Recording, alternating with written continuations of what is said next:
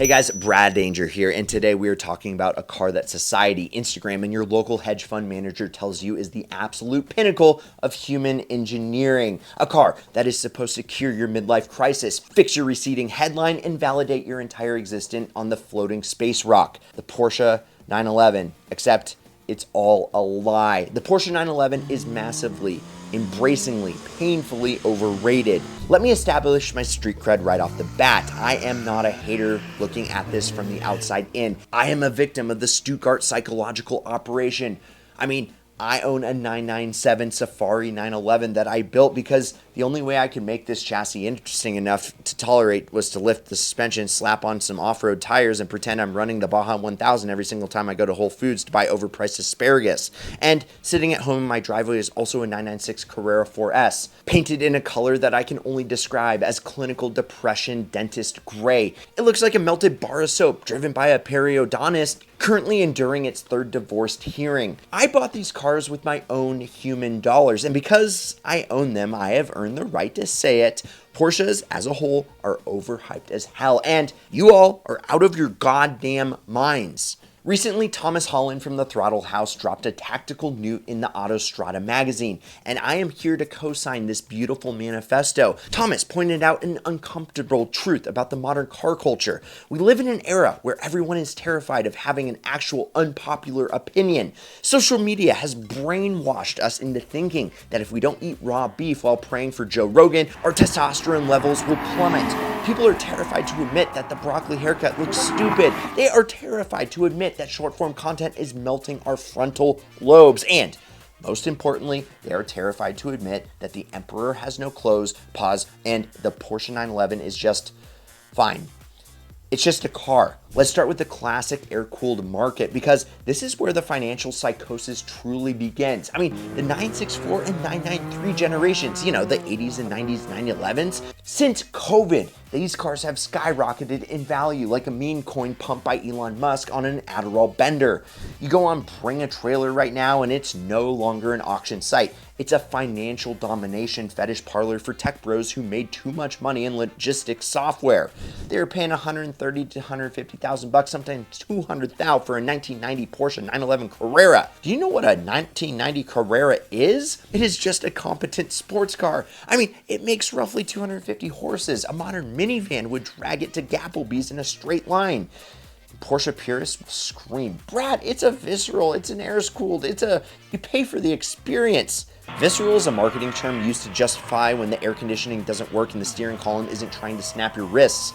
Hey guys, real quick, the giveaway for the Shelby and Supra and the $100,000 has ended, and well, the winners are being picked right now. But we're coming back bigger and badder and better. So click the link in the pinned first comment, because like Rocky, who won the GTR, like Greg, who won the 100K, you can sign up to be notified and get 100 free entries once it goes live. So click the link down below, go put in your email, and I can't wait to show you what we have cooking. All right, back to the show. For 150 grand, I don't want a car that smells like unburnt hydrocarbons, hot oil, and superiority. I want a car that doesn't make me sweat through my ironically vintage ideal shirt with custom design. The air-cooled 911 is a Volkswagen Beetle that just went to private prep school. It is a glorified farm implement that we somehow collectively agreed is worth the GDP of a small island nation. But, okay, what about the bargains? What about the water-cooled, the water pumpers, the 996 and 7, the cars that I actually own, the ones people say are affordable entry points into the Porsche lifestyle?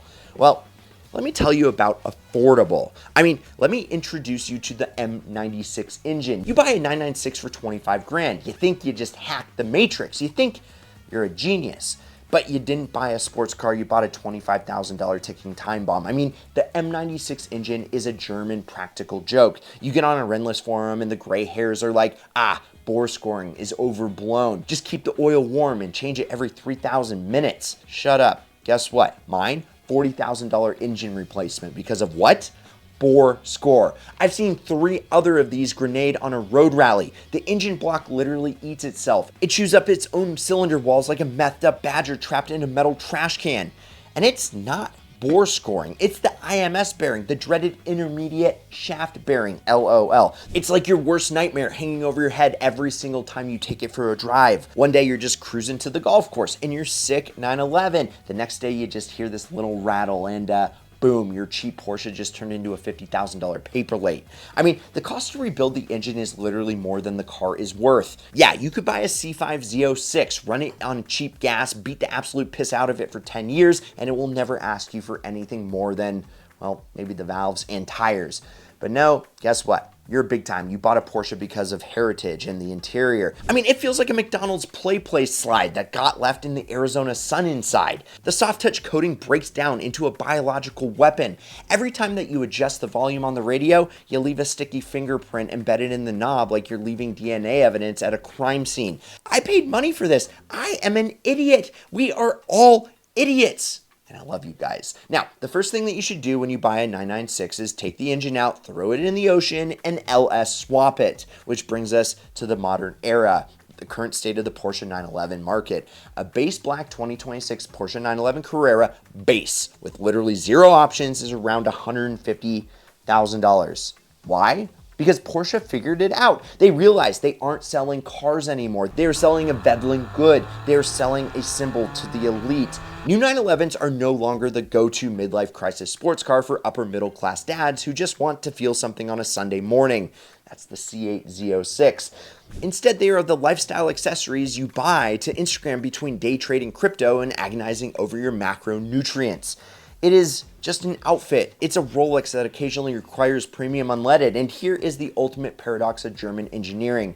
The Germans are phenomenally effective at making performance car. They know how to develop suspension that keeps the contact patch of the tire perfectly mated to the asphalt. They know how to make engines that pull with clinical, terrifying veracity. They know how to make a chassis devour a corner at 1.5 Gs, but what they miss, what they almost always miss, is making the car fun. When the Germans make a car fun, it usually happens by accident. Happy accidents, anybody? It happens because they were pushing the limits of physics for a lap time, and the side effect was excitement. That's why the GT cars, the GT3, GT3 RS, and the GT4 RS are brilliant because they pull back the veil of civility and try to kill you just a little bit. But the rest of the 911 lineup, the Carreras, the 4Ss, they are just sports cars. Really, really good sports cars, but they are normal. A regular 911 makes no mistakes. It is perfectly balanced. The steering is good. The shifter is good. The engine is good. But it doesn't sing. It doesn't cry. It doesn't bleed. It doesn't get dirt under your fingernails. It doesn't grab you by the collar and threaten your life in a wet corner like an early Viper. It just is. You know what else just is? A refrigerator. A very competent $150,000 refrigerator that requires a second mortgage and a promise to name your firstborn Fernandad. And look, there is nothing inherently wrong with a car being just a good sports car. The problem is the collective delusions we have attached to this specific silhouette. The 911 used to be aspirational, yet attainable for the average enthusiast. Now, it's just a flex for the Concours crowd and the health-maxing podcast bros. I built this 997 Safari because I needed YouTube clicks, and apparently the algorithm loves anything with knobby tires, a roof rack, and the word Overland slapped on it. So I took a perfectly good sports car, lifted it, added enough accessories to invade a national park, and joined the great pandemic era tradition of pretending every Starbucks run is an expedition. And the dentist grade 996, well, that's more of an investment. At least that's what my dad keeps telling me every time I try to sell it. Apparently, I'm not allowed to cash out until the market really takes off, which means this car is less of an investment and more of a family controlling retirement account with bore scoring anxiety. Again, the Porsche market has lost its damn mind, and the only solution is for the bubble to burst. We all need to wake up, look at the $150,000 price tag and say, no, thank you. I'll take a C8 Z06 and a down payment on a house. And until that happens, I guess I'll see you at the next Cars and Coffee, where we can all stand around and lie to each other about how much we enjoyed the IMS bearing anxiety. If you guys enjoyed this uncomfortable dose of reality, hit the like button, subscribe because we're close to 2 mil, so we can hit it by the end of the year. Check out some of these Ideal vids over here. I'm Brad Danger. This is Ideal, and promise me one thing: keep living the Ideal lifestyle.